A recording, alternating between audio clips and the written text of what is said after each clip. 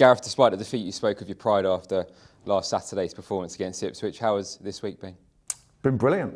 I'm the manager of QPR. We come in here and honestly, since the Tuesday after the Watford game, this place has been a buzz. It really has, and so proud of the boys and the fans for what they're doing at this club. They're doing it, you know. I'm trying to say, right, can we get this going?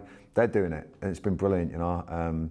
Yeah, we've had one or two knocks. Yeah, we've had a couple of last-minute goals against as well. One at Norwich, and then second half sort of sickener against Ipswich Saturday. But still people believing. Still the fans were there at the end saying, we know what we're trying to build here. We're proud of this. We know where the club is. We're proud of this. Wow, we got Sinclair firing. We got people like Ryan Colley making appearances, you know, from the development squad.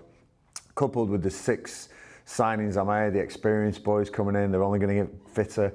This is going to be a good place, believe me. And all I want to do now is keep working with the boys. You know, some of these young ones do a lot of individual work, trying to educate and trying to show them how good they could be. And then these older boys, they're in there and they're running the dressing room for me. They're real winners. Yeah, excited, and what a chance to go and impress on Saturday as well away at Southampton.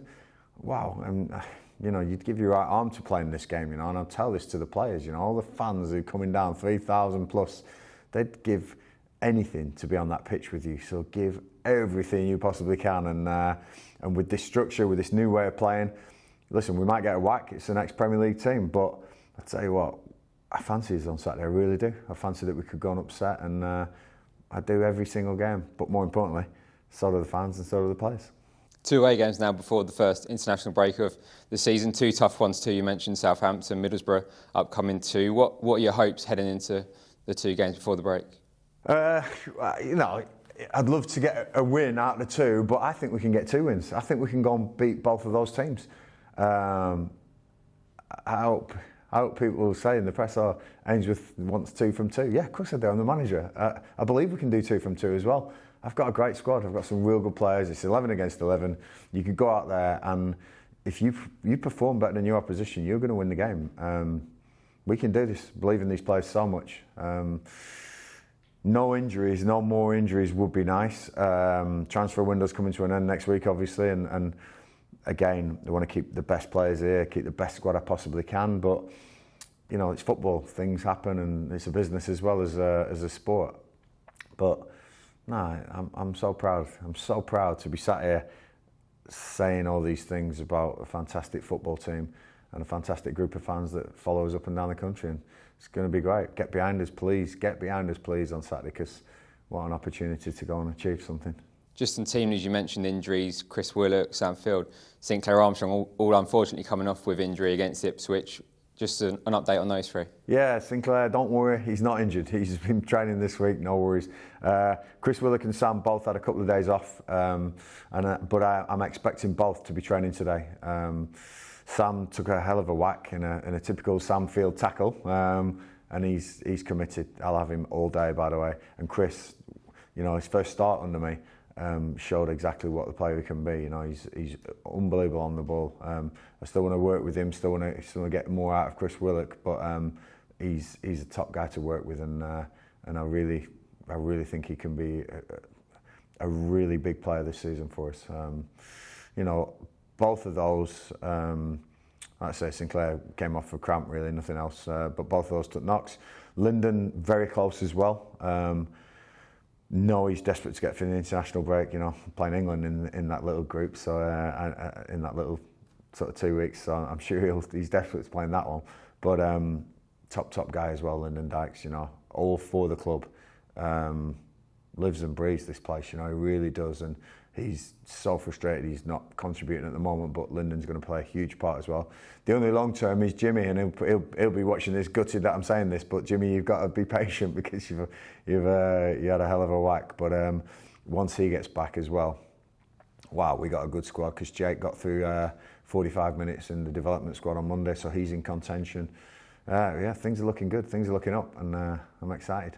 You mentioned Jake as my next question, actually. You were obviously in the crowd for the development squad's midweek win over Coventry. Just how good was it to see Jake back out there? Great. You know, good to see Jake, but good to see him taking on this leadership role on the pitch. you know, he's an example to everyone. He's a good player, Jake Clark-Salty, you know, and keeping him fit is going to be important for us. And some of the young boys around him, you know, really, really good. They're coming on as well, you know. Stevie Balla getting a hat-trick, you know, was great for him. You know, especially when the manager's there, he took his goals really well. And special mention for Chris Ramsey and Paul Furlong. You know, they're taking on what I'm trying to do in the first team, and this development side that we're trying to integrate so well into it. They're trying to get these boys ready for when they do make the step, and I think they've run it fantastically well, and a deserved win. You know, Matteo in goal made some crucial saves as well, which was brilliant. He's one coming through. So yeah, future's quite bright here. It's the present that we need to deal with and make sure we get enough points to be competitive in this championship, starting on Saturday at Southampton. Bringing it back to Saturday, 3,000 QPR fans making the trip to the South Coast. You must be so keen to match their efforts with another performance to be proud of. Listen, in awe of the fans. You know, I know took a bit of jip last year, and the Watford game totally entitled. I'm sorry. Please let me off that one. But since then, I think we've been great. I think we really have been great, and I'm really hoping that they feel what I'm trying to do here, and trying to build. And what I want to do is, when the success comes, we've built it. We've got that structure behind us that there's no big fall. Then there's no big drop off. There's a success, but there's a sustained success. There's a building block behind it. That's what I want to do here. You've got to try and do that in football. I did it at the last club for so many years, and it was great. And you know, if I can have so many years here again to build something and leave them in a much better place than when I turned up, that'd be the aim, you know. And this club is brilliant, because people think we're probably a bit of a smaller club now in the Championship. We're not. We're still, our heartbeat's real strong. 3,000 away fans, who will be as loud as the Southampton fans, by the way.